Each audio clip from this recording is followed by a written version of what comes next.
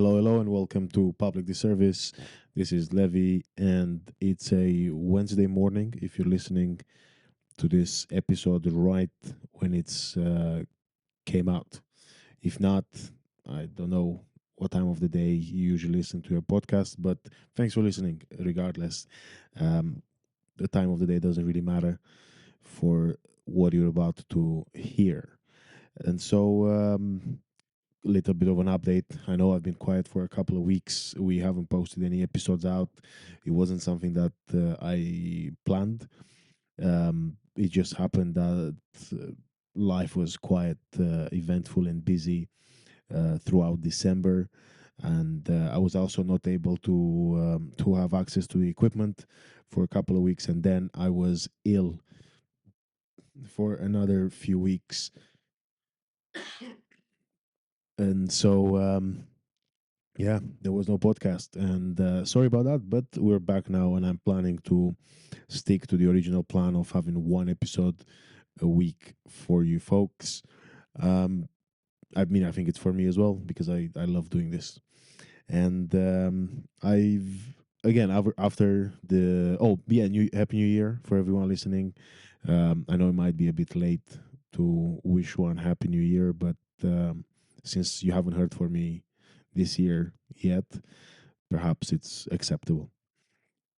Anyway, it's been a good ish start of the year. Very happy to have watched my Eagles go to the playoffs in the NFL, and now it's going to be a couple of weeks of just, I guess, allowing a football team decide what my mood is going to be like, which is perhaps not the healthiest, but it is what it is, and I'm okay with it. Today's guest is someone I wanted to talk to for a while. Sara Gorbani is an Iranian ex-Muslim and the coordinator for the Clarity Coalition. She works with people like Yasmin Mohammed to dismantle the narratives that part of the Western world tries to sell us about the choice and freedom in regimes that don't allow either.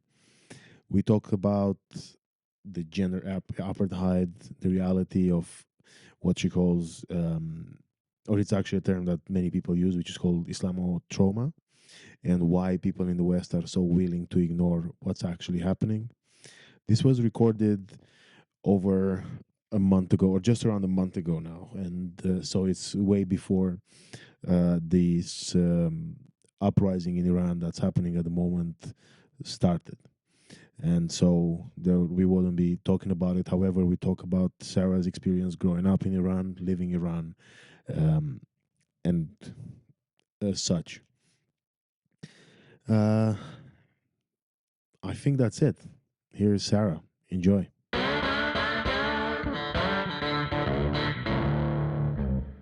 Okay, so Sara or Sarah? How do you prefer the Englishised version or the The Middle Eastern version, Sara. Sara?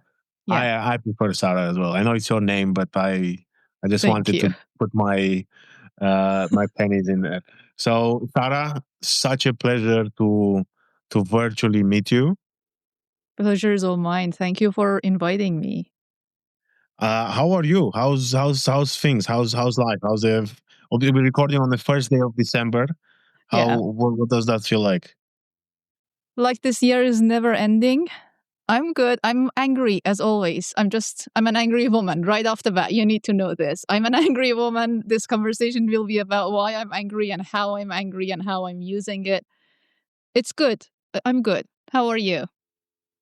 I'm okay. I'm actually I feel super like excited and genuinely happy to have had to get the time to talk to you, and I'm okay. I feel like the I mean, I don't even know because I felt like I'm just gonna complain about the weather a little bit because that's what we do in. Have you ever been to London? No. No, but No, like that's just the way it works in England. Will either I've complained for 6 months that it's too hot. Now or too humid, and now I'm gonna complain that it's too cold for the next 6 months. and it's a never-ending circle. And actually, interestingly enough, because you were saying, "Oh, it feels like the year is never ending," I actually can't believe we are in December. Has it been a difficult year? Too long? Yeah, it's been a bit.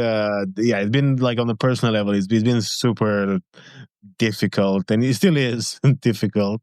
But I just can't believe, like, when I'm like, oh, in 30 days we're gonna say Happy New Year, 2026. It's a cycle to me. It's the same thing. Like by the end of it, when we come to December, I'm like, I can't believe this is another year. How did it happen? And then we are in January and it takes 3,000 days for January to end. And it's just the same thing. It's always the same thing. And we always complain about the weather here in Toronto because as soon as the first snow hits, you are drowning in snow. And then we start bragging about what's the coldest you've survived. I've survived minus 48 degrees Celsius. It's like, it's a badge of honor. What's the coldest you've survived? Have you seen like black ice?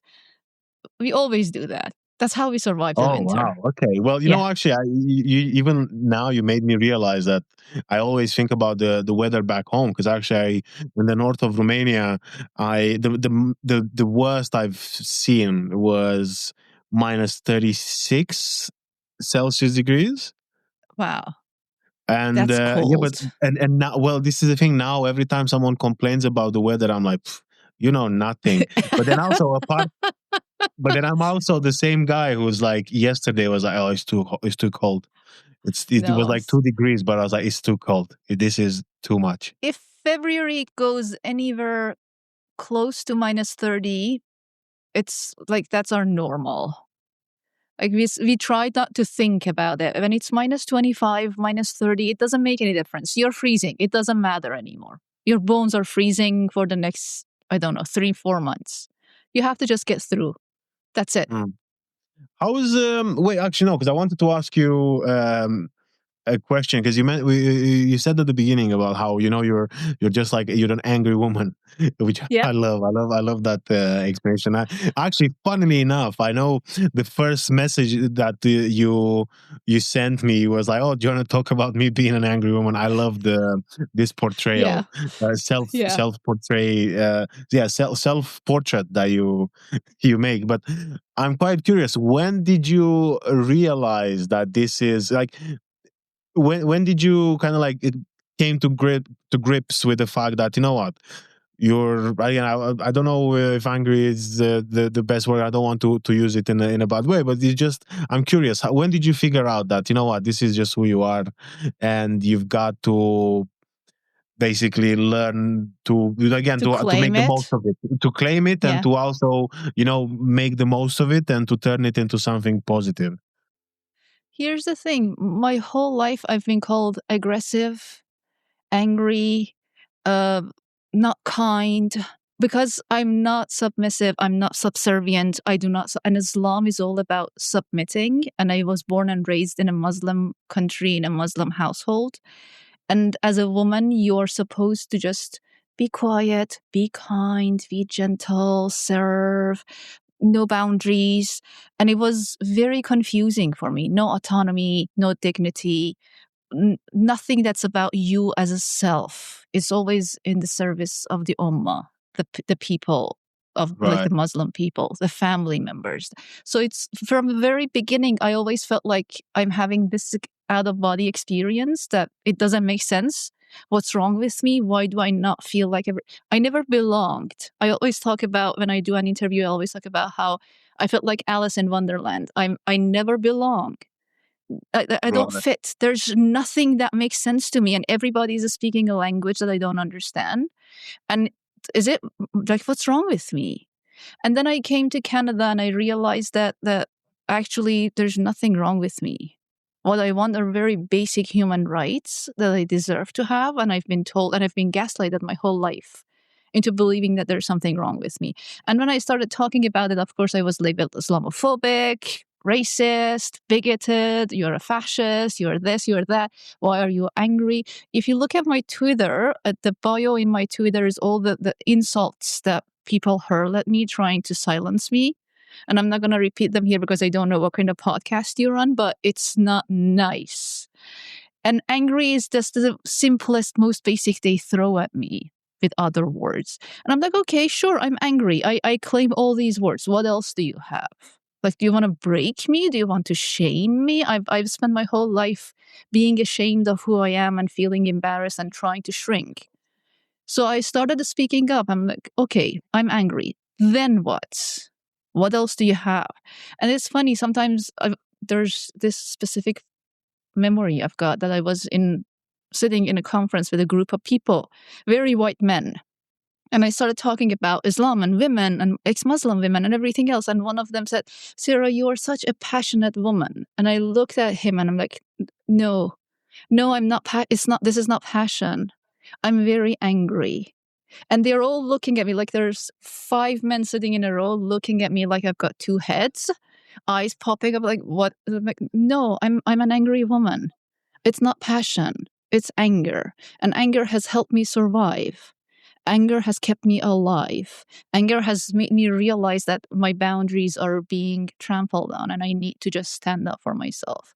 And it's been a difficult process just to claim that, just to realize that this is actually something to be proud of. This is something that has helped me stay alive for this long. So it's been difficult, but I never doubt that being angry is something bad that I should be ashamed of and I should hide it. No, I'm an angry woman. I'm always angry. What else? Actually, this thing with you mentioned now with the angry not being a bad emotion. I remember when I first got diagnosed with BPD, I had to do something called dialectual behavioral therapy, and I used to be like, oh, I'm having like one of those. Again, I'm angry, which is, or like I'm sad, which is the bad thing. And I remember my therapist and the people, the trainers at the time, they were like, stop referring like emotions. There are not good emotions and bad emotions. It's just emotions. Exactly. And Exactly. Don't attach value to it. Exactly. And that was one of the most helpful things I've ever heard, because it was like it was one, it was validating. One, it taught me to actually validate it, and it taught me to go like, you know what, like even now sometimes I have days where, or like not even days, but I actually have moments, because again that's the whole BPD thing where you can have like outbursts of a certain type of emotion. I can have these outbursts and I can be very sad, and I'm like, no, I'm just gonna accept that I'm sad now. I'm going to accept that I'm angry. The same way I accept when I'm happy, when I'm looking forward to think whatever, excited, etc. It's the exact same thing. So that's beautiful to actually hear it from you, and to thinking that, oh yeah, I've been there, or like I've learned that as well. That's a beautiful thing to recognize, for us, because we always attach value to everything. If you're sad, it's bad. Don't talk about it. If you're crying, it's really horrible. If you're angry, that's not good. Why? There's nothing wrong with having these feelings, these emotions. They're just emotions. They come and they go. Nothing is going to stay. Feel the emotion, name it, and then let it go. And to me, that's part of my process of healing as well, because I have a lot of healing to do. And it's not like I can arrive and say, now I'm healed. I have recognized that I have to go through this for the rest of my life for whatever reason, for whatever I've experienced, my trauma, my PTSD, whatever I've talked. We'll probably talk about all of these. But realizing that there's no moment where I'm completely healed and I'm going to be happy. I'm not a psychopath. There's no way I can be always happy and just no negative emotions. That's not going to happen. So take it, name it, and then let it go. That helps. Well, now I want to ask you this thing, because before we dive into anything else, but you were talking about the realization of being basically like a child struggling, then moving to Canada. That obviously, now the way it sounded, it was like it was a couple of seconds, from one point to the other. But how long actually the period that we're talking about? How long we're talking time frame wise? And sorry, actually, that's it. Yeah. I was born and raised in the Islamic Republic of Iran 43 years ago. And I was in Iran for the first 27 years of my life. Sorry, first 29 years of my life. And then I went to Dubai and I stayed in Dubai for a couple of years. And I thought it might be better in Dubai, but it's the same Islamic country. It's the same laws. I'm still half a man. I have my legal guardian. I'm 43 years old and I still have a legal guardian in Iran. Just think about that. I have a male guardian who can decide whether I have a job or an education or a passport or all of that. So that messes with your head. I was put in hijab when I was 6 years old, and I still struggle when it comes to hijab and covering my hair. It's like minus 30 degrees outside. Like, I'm not wearing a hat because I get triggered. I have panic attacks. I can't breathe. Wow. So realizing these things, and yes, when I say I just jumping from one step to the next, but it messes with your head growing up in a country that tells you you are half a human. Your worth is half, your testimony is half, you inherit half. You're half a man, and your father is your legal guardian, your husband is your legal guardian, your brother, your uncle, the first male relative. Oh, Somebody else makes decision for you because you're a woman and you're half-brained and you can't make decisions for yourself. And for me, as a very independent, very driven woman, it was like death, minute by minute, trying to prove that I'm worth it. I deserve to be here. I deserve respect. I deserve to have my autonomy. And the system telling me, no, you don't. No, you just don't. You're half a man. You don't have the whole brain. You have half a brain. You don't understand. Your father understands. And if you say no, or if you disobey him, he can kill you. And he won't have, like, there's no consequences. It's an honor killing. He can just say, she dishonored me. And imagine being 6 years old and understanding all that. And the fact that my father didn't kill me is beside the point. The fact that he was my biggest champion to get educated, to find a job, to get out of Iran, because he knew I could not survive in that country. That's all beside the point. The system tells you constantly that you don't understand. And you feel crazy after a while. It's like, it's me or it's like 80 million people who actually believe this and go along with it. And so it can't be 80 million people. It has to be me, right? how did this, because I'm thinking about like the if there was, and for a lack of a better word, I can think about it as, and I'm just going to call it, and please correct me if I'm wrong, but I'm going to call it resignation. When you're like, oh, well, did you have that moment of resignation or period where you're like, you know what, maybe that's the truth? Because like you said, like it's 80 million against one, and maybe that is the truth. Maybe I am half a person, like half a man. Maybe I am half this. Absolutely. Like, I was married to my first husband for about 7 years. And for the duration of that time, I thought, I deserve everything that's happening to me. I can't get out. I can't get a divorce. Where am I going to go? What am I going to do? I deserve all the abuse. It's taken me decades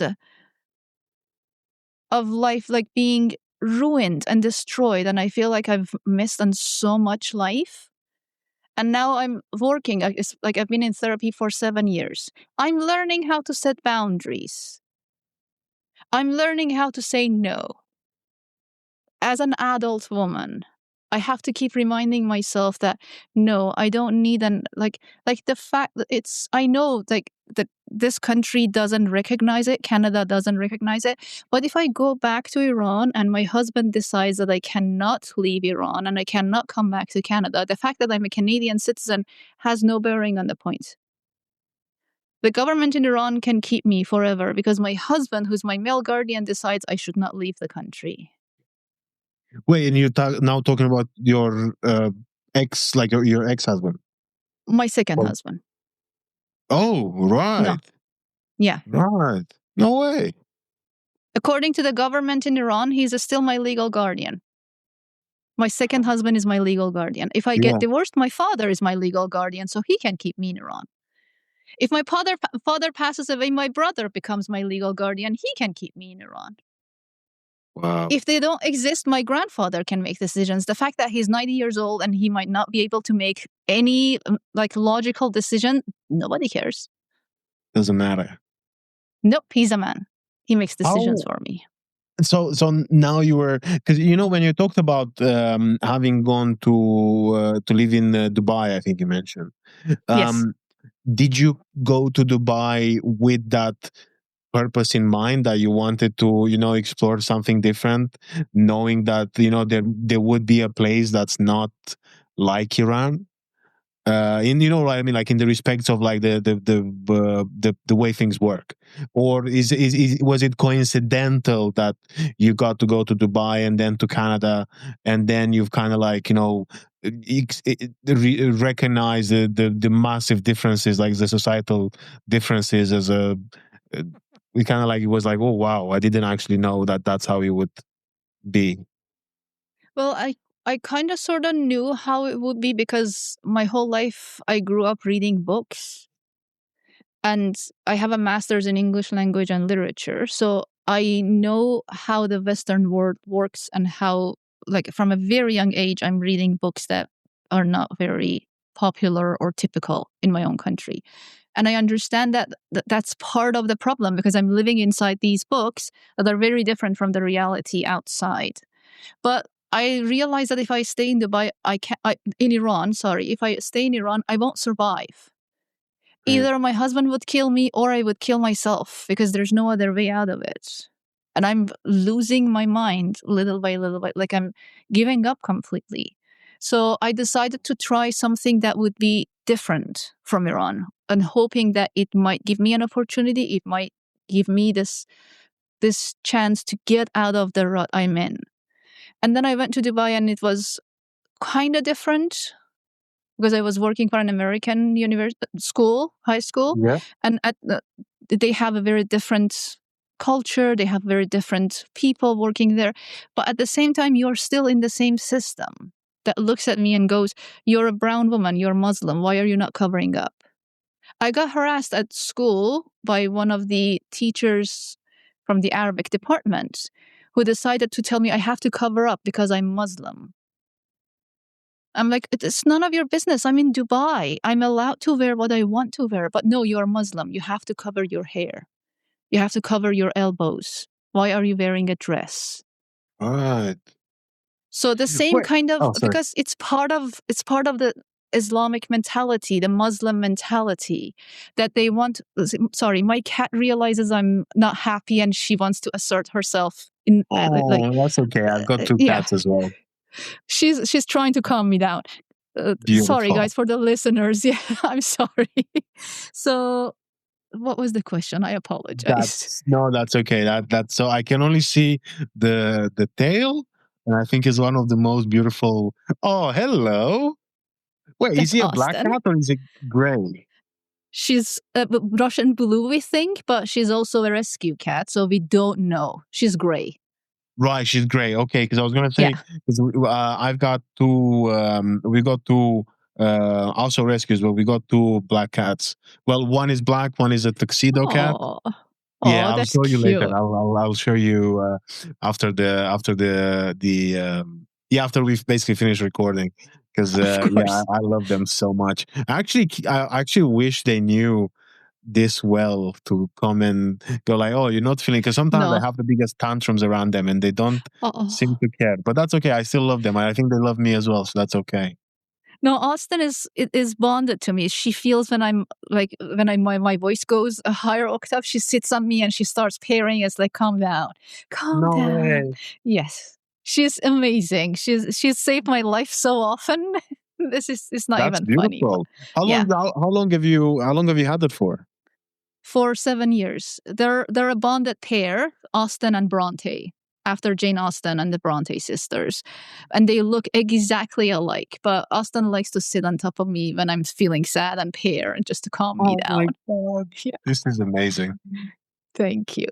But I'm a rescue mom. congrats. That's what I like. I always call myself a rescue mom because they rescued me. But yeah, sorry. What was your question? I forgot. No, that's okay. It's okay.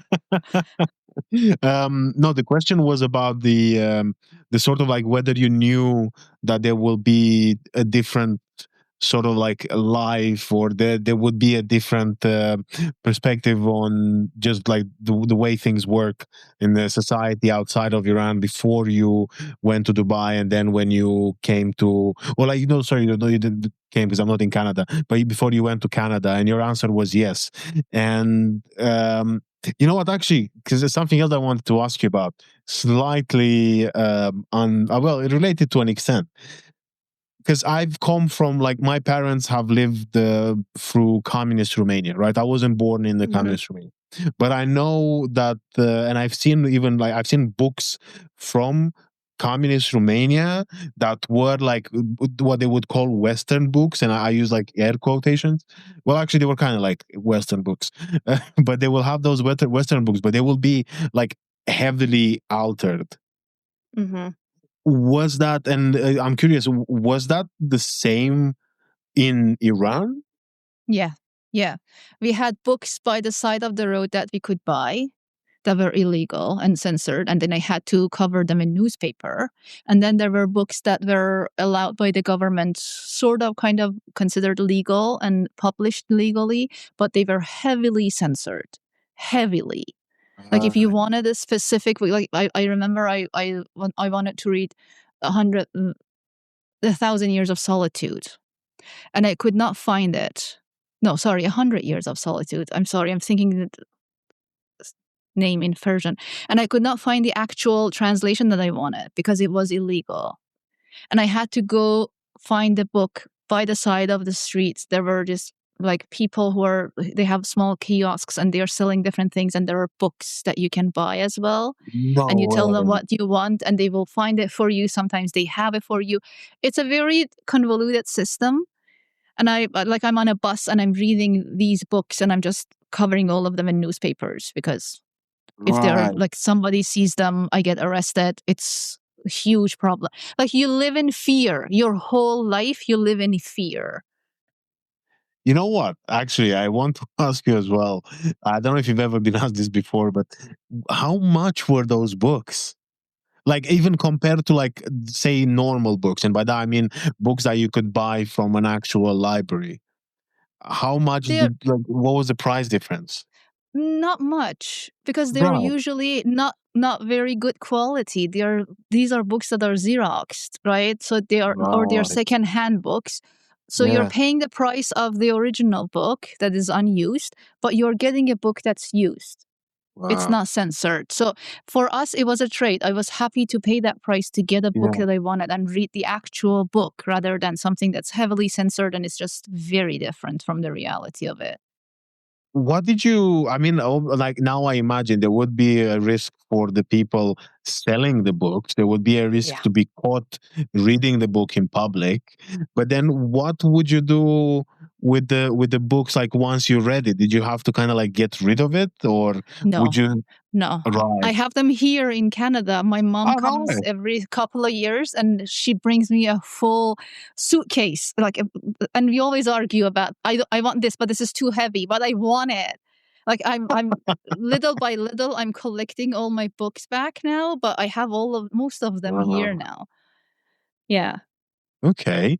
What was it? Well, actually, no. Let's talk, because I want to talk about you first, and then I will ask you a bit about, like, what was it like for your parents or your family, and I think even, like, what's the anxiety like for you, knowing that you do the work you do whilst you still have family in Iran. But do you want to answer that now, and then we go back to Sure. the origin story? Yeah, let's do that. Yeah, sure. The anxiety is to the point that, number one, I don't go back. I haven't been back in Iran ever since I left. First, because I kept thinking if I go back, I'll not have the dignity that I've worked so hard to earn. And you go back and you instantly become half a human. And I refuse to do that. And then I realized that I'm here. I'm not going back. I can actually use my voice and do something good with it. If I'm not going back, I'm not going back. Let's do something with it. So let's talk about the facts and the realities. And the long story is that I was called lots of different names here. So I stopped talking for a while. And then Gina Masa Amini got murdered. And I realized I can't just not talk about anything anymore. Like I don't care if they call me Islamophobic anymore. It's stupid. There's not a phobia in my fear of Islam. It's an actual real fear. I'm traumatized. I'm talking about my trauma. And if anybody has the right to talk about their mental health and their fears and their traumas and their PTSD, why am I not allowed to talk about my fear? It's a valid fear. They want to kill me. They look at me as a rebellious woman, and there's instructional manual in the Quran to kill me as a rebellious woman. I'm an ex-Muslim. There's an instructional manual in the Quran to kill me as an ex-Muslim. So I have valid fears of this religion, and I have to talk about it because women in Iran don't have that voice. So I started talking about it, and I got a lot of pushback from my parents. My mom especially doesn't like it much because she feels like she might get targeted. I'm not that big, but like the regime might know who I am or where I am, or they might not know. I don't know. At this point, I don't have I don't have any relationship with anybody other than my parents, who might come a couple of times. Like in the past 10 years, they've come to Canada a couple of times to see my brother mostly. I try to just go low contact with everybody to keep everybody safe. And that makes more sense for all of us. I choose this job. They are not happy with me for choosing this job. My grandmother doesn't understand it at all. We talk maybe once a year, and she cries and she guilt trips me, and it's like, well, I've chosen this. I've chosen to talk about this thing, so I can't just not do it anymore, and I can't go back anyways. They'll arrest me. They'll put me in prison. They don't care. So there's a lot of anxiety around it because we know it's not safe. We know the regime. We know how they work. But at the same time, okay, it's not safe. It's not safe for any woman in Iran who takes off their hijab. And they still do it. They're still resisting. And I'm sitting in Canada and I'm in a safe country. And it's funny because I write an article and I publish it, and my friends here in Canada tell me, Sara, you are so brave. Like, why am I brave? What is brave? Like, do you guys not understand what's happening in other parts of the world? But you're talking about all these things and they call you Islamophobic. Okay, let them. Like, I've got death threats. I know what happens to women in Iran. Like, you tell me you want to come find me and kill me. Okay, let's come at me. Let me see what you got. I don't care. You don't scare me anymore. It's like there's a point that you pass and you're done, and there's no fear anymore. So that was the long answer to your question. That was a beautiful answer. You know what I was thinking about, and I remember hearing about this the first time when I was watching an interview with oh my god, and I should know his name because I love the guy. The Green Prince, the son yeah, of I know Musaf Hassan Yusuf. Yeah. Yes, and I remember watching an interview with him, and then one of my friends goes like, "Look at that look in his eyes. That says I'm not afraid. I know that I'm not afraid. Come at me." And actually, this is the same thing that I've heard, from you, where it's kind of like you get to the point where it's like, you make peace with it, and you're kind of like, and I think I would still say, you might not like it. I will still say I think it is still incredibly brave because you still have a choice, and you could have a choice to not do the things that you do, which I would still say, what, it's totally understandable, because I don't think anyone would dare to judge someone to go like, no, you going through what you've been through and choosing to just get away from it and never look back. That's also understandable, but what you're doing does deserve a lot of credit. And coming back to something else that you mentioned about because I've read some stories, and I look sometimes on the internet and I see those articles about the women like taking their like head coverings and everything, and it's huge. It sounds like, again, I think there are different levels and different things, and it's also impressive that you get to share your story from here. And I also can only imagine. Sorry, go on. That's brave. Women in Iran taking off their hijab. women in Afghanistan trying to study online without the internet, that's brave. Like Yeah. the hostages coming back after October 7 and talking about what they went through, that's brave. Me sitting here on a computer, worst thing that happens is I relive a trauma that I had when I was like whatever age. That I feel sad. Okay, that's the Right. worst. To me, that's not bravery. That's not even a choice, to be honest. There are Oh wow. so many different people who are going through so much worse, and they come out and they talk about it, and all I do is yell at people on the internet. So I think it helps with my healing. That's good. I appreciate you for saying that's brave. But to me, when you look at what women are going through in Iran, that is brave. Because they Well, look, know, they know. then I'd say, at least helpful. It's very helpful because you again, like I without this, appreciate it. and I can only imagine. I can only because like sometimes I know, and again, it's nowhere near. Like I'm not gonna say this next thing to say that is the same as your story, but sometimes like Mhm. me being having heard the stories from my parents about communism, and then coming in here and then telling people who are like, no, it actually communism sounds like a good idea, and I'm like, no, this is a real story for something that's happened. Sometimes you need these people who have actually have lived experiences, so then that, my friend Sara told me, this story, or like I've read this article that she posted, or I've seen this video that she's got out, and it's almost like it's more believable, and it's easier to break someone's perception, because I now hope, it's like, it's not like you hear yeah. just a lady on the internet talk about it. You hear the lady who maybe you had lunch at work with because you're like work colleagues, or you were in the same gym or whatever. So I feel like that's actually very helpful and very impactful. I appreciate that. Thank you. I appreciate it. Well, it's my, and again, it's my pleasure, and also I speak with I'm being very honest about it. That's why I have to take a while to get the right words, because I'm not, just trying to say stuff. I appreciate Now that. Yeah. I'm curious about how. So you were in Dubai for a while, Yeah. Yeah. For about 3 years. um, Yeah. for about 3 years, and then how did the Canada happen? The Canada happened before the Dubai happened.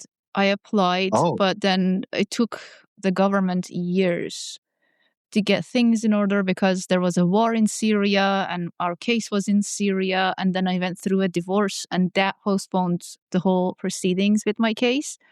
And then I had to get married again to get my case going. So it took years for the case for Canada to happen, to be finalized, for me to come in legally and to be able to work and have a life and have a job here. But I realized when I was in Iran that I will not survive long enough for the thing in Canada to happen because they were taking too long. And I realized that I need to do something. I need to just get out because if I stay, I'll die. I didn't think I would see my 30th birthday. And when no I way. celebrated my 40th birthday here in Canada, I got a tattoo of the white rabbit in Alice in Wonderland Yeah, yeah, yeah. because it's symbolic to me just to see that I'm 40 years old. I actually lived through my 30th and I'm now 43 years old. So when I turned 40, I got a tattoo just to commemorate that. No way. Yeah. Wow. This is like the idea of, which I kind of, like, to an extent, again, I understand it, because I feel like when I've been struggling with my mental health a lot, and I think actually, yeah, again, like when I struggled, I could not see beyond the day after tomorrow, never mind Mhm. like a birthday. And then I also realized something that I'm still struggling with now is I'm not capable of seeing myself old, because I don't think I'll get there, I and I know again, the feeling. Yeah. I'd say I'm in a better place, because I try and I feel like it's more likely. But I do remember, like, when I was in my late teens and early 20s, I could not see beyond that. Like, if someone would go, "Oh, what are you gonna do when you turn even 30?" I'd be like, Yeah. I don't think I'm gonna make it. I And I understand. Yeah, I understand the feeling. Like there's no future for me. If I survive yes. today, I'm happy. Yeah. But you see, the thing is, again, and I'm actually, I would love to hear more about your experience, because to me, again, it was something to do with my mental health, with my perception of, things. But to you, it's almost, again, it's like it's your, basically it's like your lived experience, because you're kind of like, you're living through this time, and you're like, I don't like it here. I can't. Not only that you don't like it, it seems like impossible to get out of there. And then you're pretty much like, well, what's the solution? The solution for me in Dubai, I hit rock bottom, and I tried to kill myself in Dubai because my husband came to Dubai and lived with me for a year, and it's a very typical Muslim wife and husband relationship, and he wanted to be very open-minded, but in reality he was a narcissist, and it's very, very normal. It's so normal in a Muslim community and Muslim country for people to be narcissists that you don't even realize it. It's just an everyday occurrence for you. They're like, this is just another one. Okay, this is just another one. Okay. So you get used to it. You think it's normal. It's Yeah. normalized for us. So, and sorry, I didn't even give a trigger warning to your listeners. I tried to kill myself, and then that was like the moment that I realized I didn't die. It didn't take. So I have to live. Like there's no way out. Like I can't even do that properly. I'm not Uh, good at it, probably. So yeah. I had to stay alive, and I had to live, and it was just one more day, just one more day. You can do this one more day. And I learned to shut down my emotions and my feelings because it was too many emotions and feelings all happening all at once. And I didn't know how to regulate myself. I had not learned that. And as I said, I had not learned boundaries. I had not learned self-respect. I had not learned to take care of myself, basically. I didn't Yeah. know what any of these things mean. Like you're selfish if you set boundaries. That's not your job. You have to stay home and you have to just serve others, serve men in the family, basically. The fact that I don't have any children, my mom cannot understand it because this is the most selfish decision that I've made in my entire life. And I made that decision very consciously because I need to spend the rest of my life trying to heal myself and trying to put myself back together. And it would be just cruel to have another child in this life with me. I'm not going to do that to anybody else. And even that simple decision. Remember, I said I talk to my grandma once a year. We fight once a year about me not having children. Why are you not coming back to Yeah. Iran? Like every single time. It's the same thing. Like they don't understand boundaries even. They don't respect it. So for me, it wasn't again not an option. I had to live. I had to just move. Go ahead. One more day. One more day. And then I came to Canada and I thought, okay, now this is my people. I'm liberal. I'm a leftist. I belong to these people. These are my people. They'll understand me. I have a home now. And the biggest shock in my life was when I realized that nope, these are not my people either. They don't see me as human. I'm not human in their eyes. Because anytime I talk about I'm a Muslim woman or I'm an ex-Muslim woman, nope, you're Islamophobic. Stop talking. You don't know. This is your personal experience with Islam. There's something wrong with you. It was your parents. You weren't a good Muslim. You don't understand what you're talking about. And I shut down again. I'm like, what do I talk about? You are a not right-wing, conservative, Nazi, fascist. Why? How did I become a right-winger when I landed in this country? How did that, your reality changes. And it's like now millions of people telling you, nope, you're a right-wing Nazi fascist. So I was 10 days ago, I was not I was not a human. I was half a man. And I did not have any rights. I did not have dignity. And now you are telling me that, like, my reality has changed again. It makes no sense. And Wow. there was a point in 2018 that I had a nervous breakdown completely because I could not handle this anymore. I had issues at work. I could not, like, I didn't have any defense mechanism. Like, there was nothing left in me to help me manage. And that's when I started talking to my therapist. I started to, like, realize that it's not a me problem. It's a like, out there, their problem. Like, the liberals here in the West have picked their victim and have picked their allies and have picked who they want to have solidarity and empathy with. And I'm not it. I'm not human in their eyes. Okay, it doesn't mean I'm not human. And Yasmin helped a lot. Yasmin Mohammed, who I work with, she helped a lot because after Woman Life Freedom, I went on Twitter and I had 2 followers and she was one of the 2 followers. And she asked me, do you want to come on my podcast and talk to me? And I'm like, about what?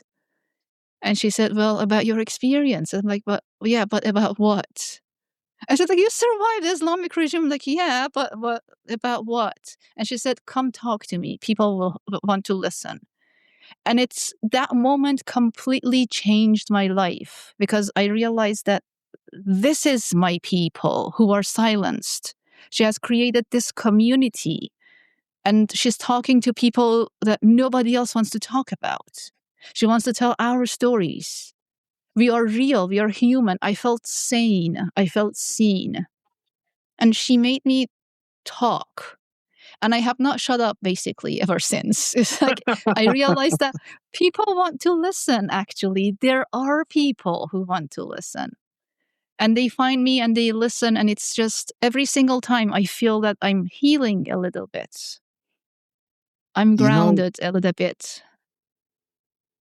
this is the thing where now listening to what you were saying, I was trying to grasp and understand how it must have felt when, you know, I can imagine, and again, please correct me if I'm wrong, but I can imagine.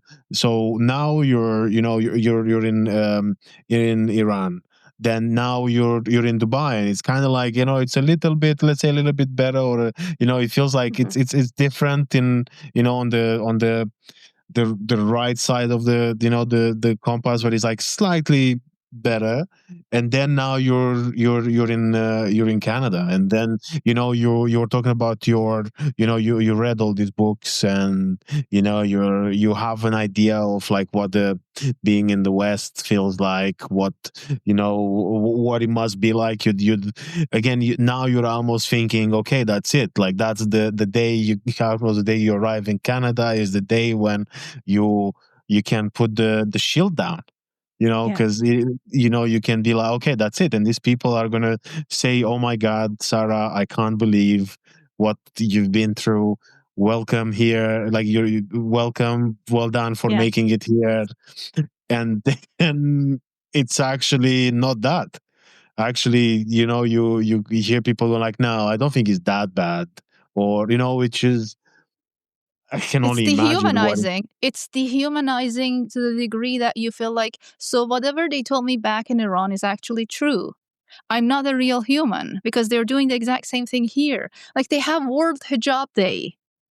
Like, what is wrong with you? How can you celebrate something that oppresses and dehumanizes and subjugates women?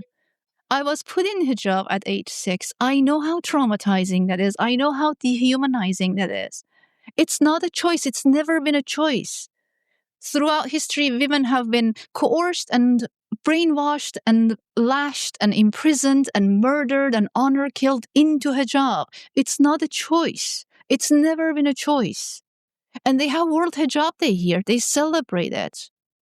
We had the Women's March, and I went to this Women's March and I see posters of a woman in hijab, American flag hijab. I'm like, how is this real? It's like the cognitive dissonance is unbelievable. How is this? Women in Iran are giving blood to have the right to remove this hijab. And you're putting it on a poster and you tell me that this is hijab is empowering and Islam is feminist? How is my experience so off? And you start thinking, if I'm the common denominator amongst all these experiences, so there must be something wrong with me, right? As a normal human, the first thing I do is self-reflect. Yeah. I don't point at the other people. I don't say, you are all nuts. I start self-reflect. I doubt myself. I'm like, so what's wrong with me? And it's isolating. It's depressing. It creates so much anxiety because you start doubting your reality. That's the definition of gaslighting. You go crazy little by little because And the you know whole what world is, yeah. Sorry, go on. No, go ahead. Oh, I was going to say, and the only thing, another thing that I was just thinking about now is, I asked you earlier about this sort of like having that resignation as a young woman that, oh, like what if this is the truth? What if I am half a man?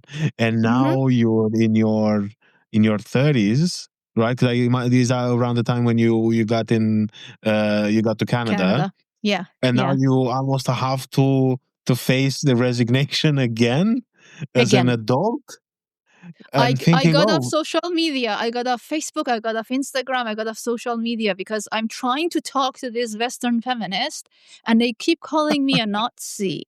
And I'm like, why? What? How am I a Nazi? I'm talking about my own rights. And I didn't even know ex-Muslim was a thing back then. Like I didn't think that existed.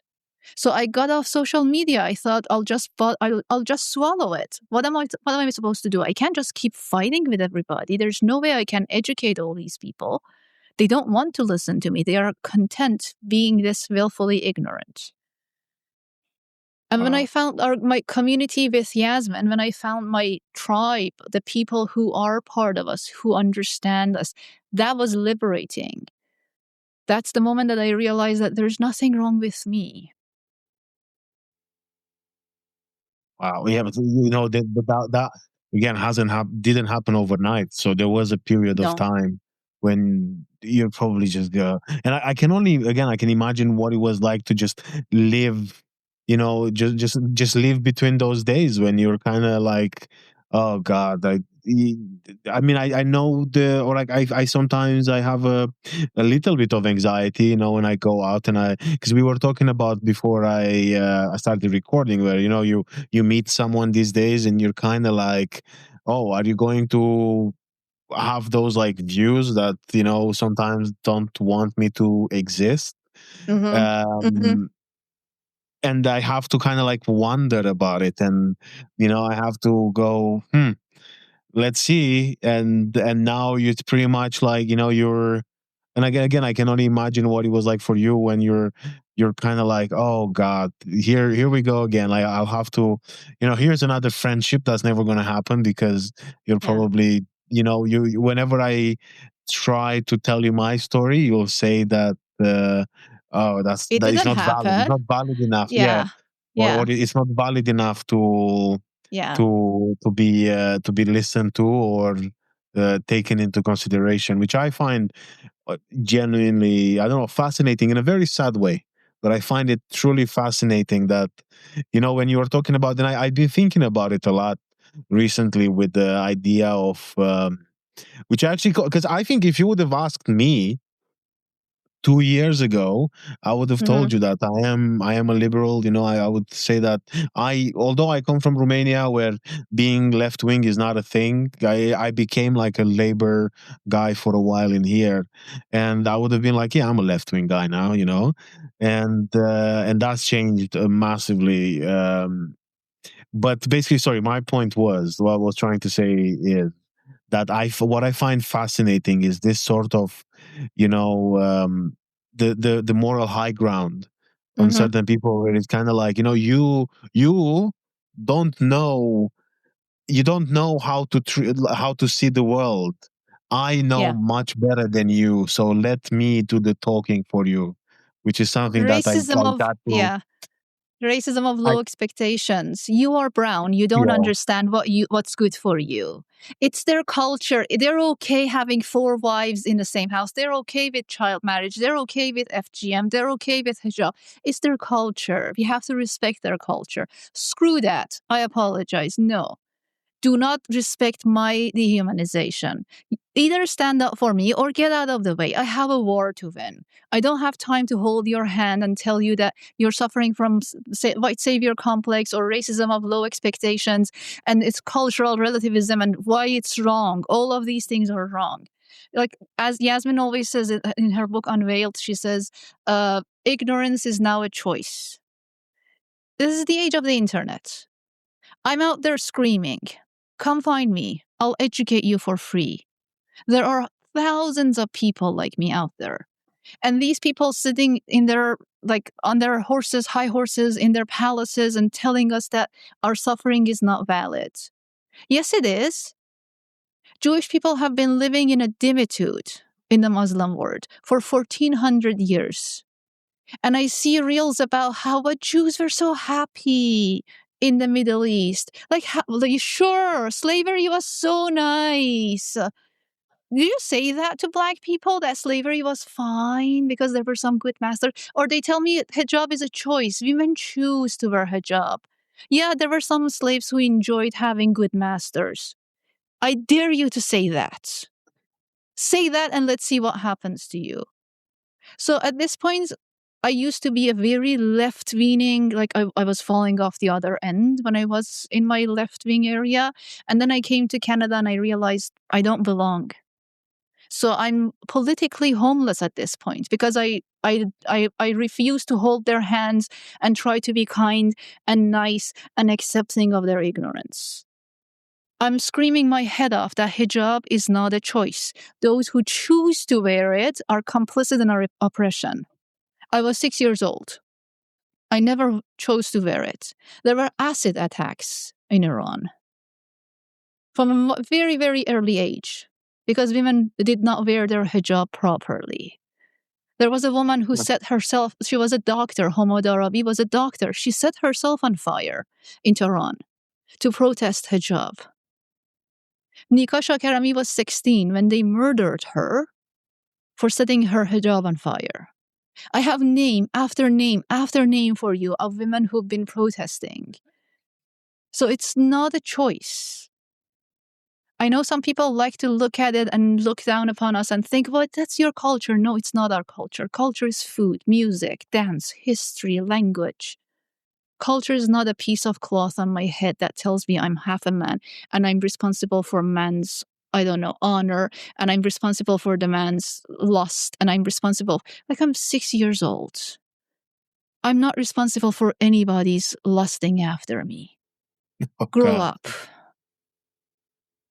Oh, yeah. See, I'm an angry woman. That's what happens when you talk to me.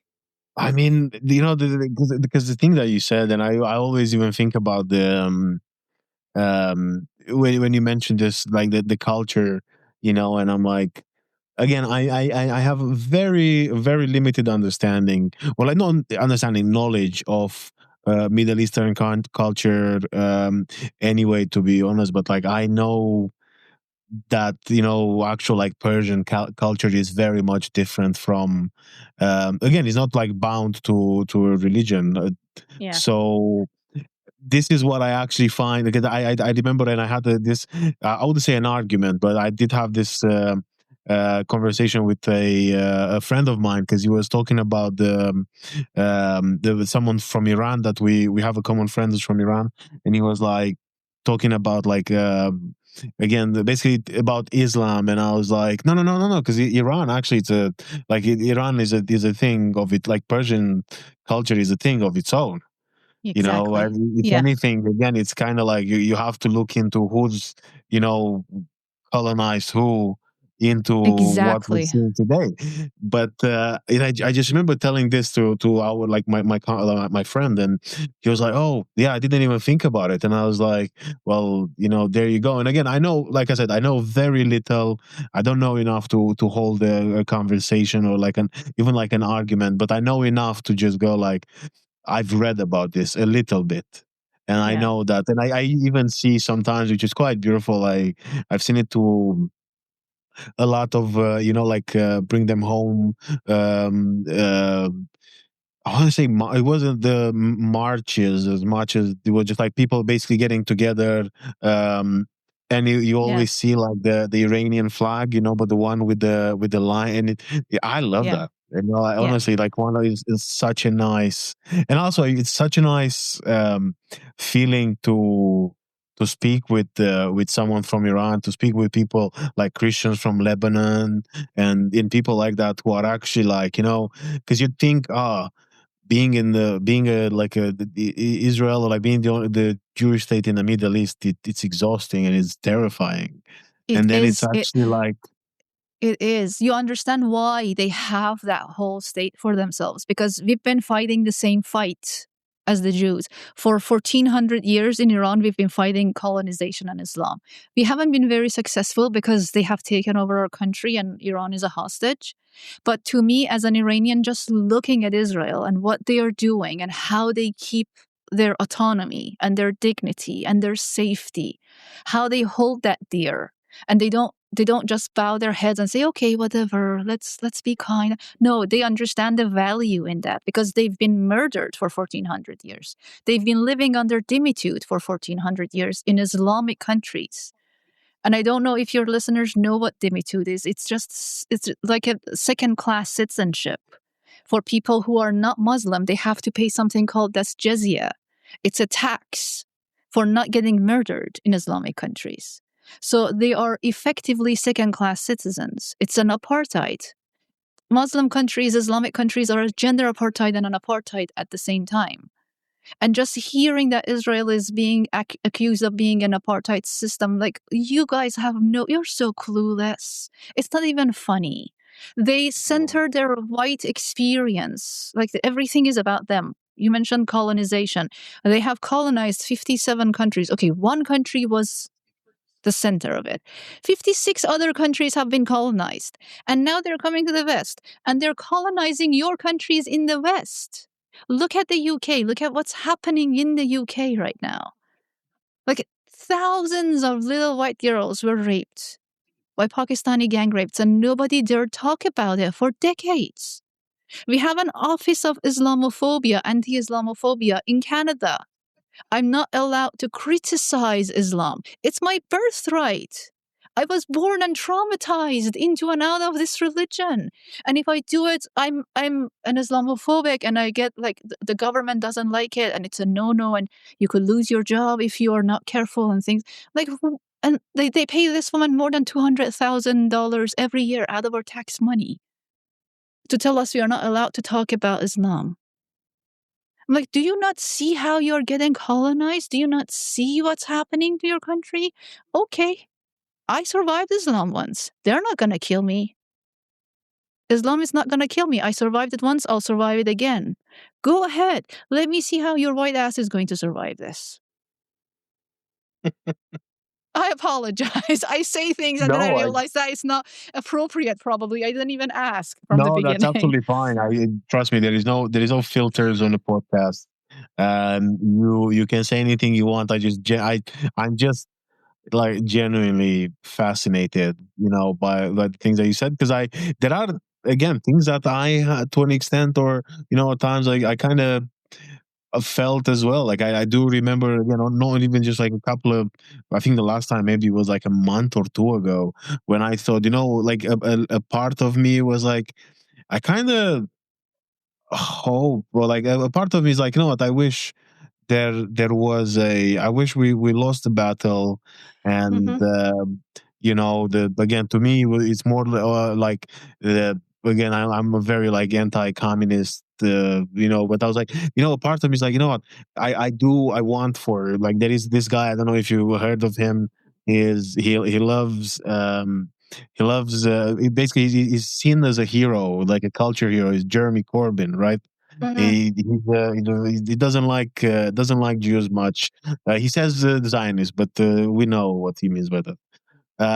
But sometimes I'm like, what? I wish, I wish he won the next elections. A Mm-hmm. part of me wishes that actually the dreams of all these people who are, I don't know, because again, like at this point, whether you're being blinded by hate or whether you're being blinded by ignorance, it doesn't matter, because tomorrow, like push comes to shove, I'll be sent to a concentration camp, even not even again for like my heritage, or my religion, but I'll just get sent because of the things I've said on the internet. Mm-hmm. Mm-hmm. Like Yeah. it doesn't Yeah. even, so that if that happens, but a part of me is like, you know what, okay, let it happen, because I would actually like, and I'm actually wondering if there will be the day when everything will just get destroyed by all this, and then the same people who went like, no, that sounds good, then they're gonna go, oh, I think we were wrong. Yeah. And Because the problem is, yeah, the thing is, they look at this and they look at, for example, in my experience, they look at Islam and they think, oh, I have to be nice. I have to be kind. You don't understand. If I'm kind enough to these Muslim people, they'll not eat me alive. I'm like, are you stupid? Do you think the problem in Iran was Iranian women were not kind enough? Like, they don't understand the kind of violence that we survive. They genuinely cannot fathom. They just think it's all a matter of misunderstanding. And if we are kind to each other, and if we hold hands, and if we sing kumbaya around this fire, everything will be fine. We'll be okay. I'm like, you do not understand the nature of this beast. You think you can tame it? Go ahead. Be my guest. You try. We've been fighting it for 1400 years. Let's see what you want to do. Let's see I mean, how it eats you up. I haven't said this to anybody because it's like it's a work in progress. Or again, I'm just doing this as something that I just work on, because I'm fascinated by, and I'm writing about the history of the basically like, the Ottoman Empire, and actually ultimately like the Mm-hmm. history of like Islam in Eastern Europe. And the things that I found are fascinating. 2 million people were, taken as slaves from Yeah. Poland and Lithuania. Yeah. From what you look at Romania today, Yeah. over 200,000 young boys were taken as soldiers. Yeah. And there is actually the reason why I came across this is because one of the biggest like kind of fairy tale, no fairy tale, sorry, actually like tales growing up in my village in Romania was about these boys who used to be best friends, and one of them ended up being kidnapped by the Ottoman Empire, turned into a soldier, and then he came back to kill his friends. He came Mm-hmm. back to kill the remaining there of his family and everything. And yeah, no. So basically, that's the thing. I'm kind of like I'm putting that together. And I'm just I'm writing it more like a passion project, and the finds are fascinating in a very sad way, but also But fascinating because I didn't know. you see the violence, though, right? When you're doing this Yeah. research, you see that the nature of this violence is different. The way they treat people and human life, the way they treat women, the way they treat non-Muslims, it's not normal. It's not the way that, like, it's not even the way psychopaths react in the West. Like, in the Islamic regime, they got together with the leftists, the Muslims, and the leftists got together and they had a revolution. And as soon as they had the revolution, they started murdering all the leftists. In the summer of 88 alone, they murdered around 50,000 people. They executed 50,000 people in one summer and buried them in mass graves. Like, when I talk about the kind of violence that we deal with, and like in Iran, in the Islamic regime of Iran, we always try to differentiate between the two because it's the government. Since the beginning of 2025, they have executed over 1,524 people. We are not even finished with the year. Like, we haven't even had 365 days. They have executed roughly a person every 5 hours. That's how they keep us silent. That's how, like, and it's traumatizing. Like, you wake up one day and you see 32 people were hanged today at the morning call to prayer. But why? What was their crimes? 10-minute court proceedings. There was no lawyer present. They just hanged him. So they create fear, and they have no value for life. They don't value your life. They don't care. They just want to kill you. They just want to kill you, or it's enslavement or slaughter. There's no other way. And the Westerners think if they just educate these people, what do you want to educate them about? That women are human? That Jews are human? That you should not kill anybody or not rape anybody who's not wearing hijab? That consent is a thing? How do you educate these people that grow up thinking women are farm and I am just going to go into that farm and sow my seeds and impregnate her to have more children for the Ummah and Islam? How do you make that kind of mentality change? By being kind and holding their hands? They don't know what they're doing here, and they don't listen to us. They think we are alarmists. They think we are just... No, look at what they're doing to the Druze. This is not just one place or one time. This is going to continue until they take over the whole world. That's the plan. And when they do, you're going to come back and you're going to say, oh, that was a mistake. Okay. What are you going to do? You can't kill them all. You gave them the whole country. What are you going to do? They have power. Yeah. It's depressing. It's really depressing. So all I can do about it is just be angry all the time. It's a defense mechanism. I think, well, it is, it is depressing. And I was thinking about the idea of being like an alarmist, and it's kind of like, well, I think that obviously I do see that there is a fine line between, again, projecting the worst, but it's kind of like, but this is the thing which I find fascinating, because with anything else you wouldn't call someone a alarmist. Well, it's very hard to be an alarmist with anything else. I even remember when when we were talking about even COVID, which was kind of like a weird period, and it was hard to be called an alarmist, although even at the worst times. And then in this particular thing, you are an alarmist. And I generally, I'd like to see myself, and I believe I am just a very curious person. And I want to learn, and I want to read, and I want to understand, and I want to see how things work.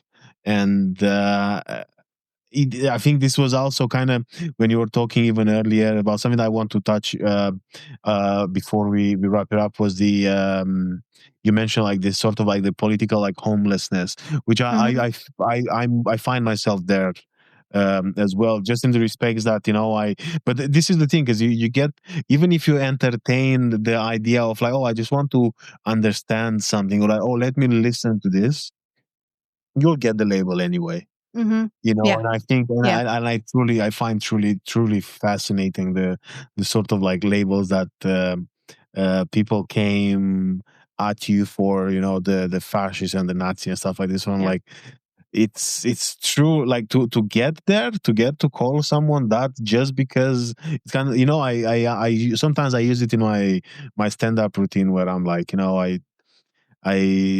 think I basically, someone just didn't like the type of bread that I picked off the shelf, and he was like, Nazi.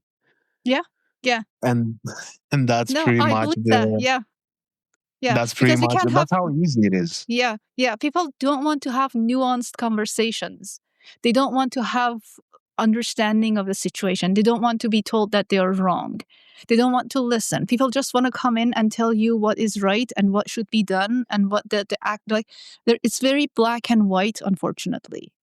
And when you I understand wanting to have conversations with people because you're naturally curious, you want to learn, you want to improve, you want to grow, you don't want to be a fossil, you don't want to turn into a dinosaur. But at the same time, when you tell me that this is what's happening in Iran with the women and the Islamic regime, and it's not a good idea to invite them to your country, I believe you. I don't say, no, let's have World Hijab Day. Let's celebrate Ramadan and see what happens. Maybe you shrink a little bit so that they feel more comfortable. No, screw that. I'm not going to do that. I'm not going to shrink. I claim my space. They don't feel comfortable. You do something about it. They do something about it. They can learn to respect other people at the same time. But I get the idea because I want to have nuanced conversations with people about different things and not be called a fascist. I want to be able to criticize different things. I want to offend. That's basically what I want. I want to offend. I want to have the right to offend people and not get death threats for it. Yeah. Because I always say people have the right to be stupid.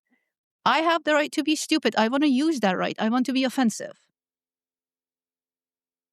Yeah, I feel like the whole the whole oh my god, because I've seen it in here as well. This censorship of words and stuff, and I'm like, again, because it's quite funny, and it goes back to what you're the thing that I haven't heard before, the racism of Low what did you call it? expectations. The low Racism of low expectations, but expectations. yeah, but it's pretty again, like that applies here as well. It's like, oh, you don't know what's right and wrong. Let me tell Yeah. you what's right and Yeah. wrong. Yeah. I'll make it easier for you. And the funny It's thing is, something they that say Western values. Like, no, dignity is not a Western value. You didn't invent it. I'm a Middle Eastern woman. I still deserve to have dignity and safety and autonomy in my life. Like, free speech is not Western values. You didn't create it.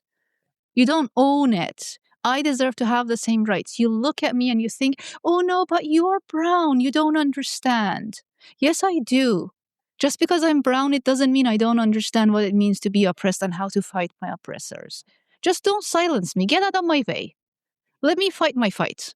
Like, I don't have the energy to fight my fight with my oppressors and try to educate you at the same time and be kind and be nice and be peaceful and be open and not to cause harm. Like, pick your battles. I'll offend everybody. I don't care anymore. I love this. I love I'll offend everybody. Yeah. That's like such a. I think it's it's actually a beautiful note to end in, because I don't even know what else, because I feel like if we're gonna delve into more questions, I'm gonna take more of your time, and I have promised you that we're gonna keep it to around an hour. And I'm very grateful for you taking the time to talk to me, It was a and pleasure. I Thank you. pleasure was all mine, and I hope to we'll stay in touch now, and I hope we'll get to talk again. And Hopefully, yeah. I wanted to ask you now, where do people find your work? For anyone who, which I doubt it. I think pretty much anyone who will come to listen to this conversation will know who you are. But for anyone who comes into this not knowing who you are, what's your social media handle? Where are you most active? And if you've got anything coming up for the beginning of 2026, and you want to give us a little peek into it, please use this time to do that. Thank you. Thank you. I'm on Twitter as the White Rabbit, the underline white underline rabbit, or Sarah Gorbani if you search comes up. Gorbani. Same thing on Instagram, Sarah Gorbani 13, Sarah.Gorbani 13 on Instagram. And I work as Yasmin Mohammed's right hand woman. So whatever I do is basically what Yasmin is doing. So it's the podcast that we are very proud of, and we have a community, and we have recordings almost every Friday, and we talk, and I love doing that work. It's been my savior. It's been like it has kept me sane, basically, in a time that's really dark. So I invite everybody to go on Yasmin's website and sign up for the podcast. You'll join us on recordings if you'd like. You can watch the recordings later. We have conversations with people just like this conversation that I've had with you. Nobody wants to talk to these people other than us. Whistleblowers, cult survivors, people like us. So we give a platform to ourselves, basically. Come join us. We'll be happy to have you there. And thank you for this opportunity. I really appreciate you. Thank you so much. Pleasure was all mine. And yeah, look after yourself, and You we'll too. stay in touch. Take care. Thank you. Take care of yourself. Take care. Okay, so what do you think? That was Sara Gorbani. Go follow her work. She's actually out there doing a lot of heavy lifting, and she deserves a lot of credit and a lot of love and support and respect. So make sure you check out her work. Now, I'm Levi Lupu. I'm here all the time. You'll hear back from me next week. If you want to check out my work, my social media, it's also in my social media, and Sarah's social media is going to be in the description of this episode. And that's it. Now, until next week, go birds, free the markets, Roma till I die. And from Sarma and Pickle, stay skillful. Bye.